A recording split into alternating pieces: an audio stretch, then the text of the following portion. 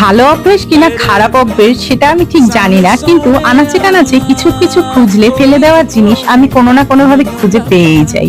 তাই আজকে রান্নাঘরে এই কাঁচের শিশিটাকে হাতে পেয়ে গেলাম। ভাবলাম এটা দিয়ে যদি কিছু একটা বানাতে পারি, আর কয়েকটা আইসক্রিম স্টিকও রাখা ছিল, তাই ঝটপট করে নিয়ে বসে পড়লাম। এবার প্রত্যেকটা স্টিক একে একে গ্লু এর সাহায্যে শিশির গায়ে আটকে নিলাম, কিছুক্ষণ শুকোতে দিয়ে দিলাম। এবার আমার কাছে বেঁচে যাওয়া কয়েকটা ক্লে ছিল, যে ক্লে গুলোই ছিল ওইগুলো দিয়ে ছোট ছোট ফুল করলাম। বলতে পারো অনেকদিন পর সুপার ক্লে দিয়ে কাজ করছি। দেখেছো, এত কথা বলতে বলতে আমার আসল কথাটাই বলা হয়নি।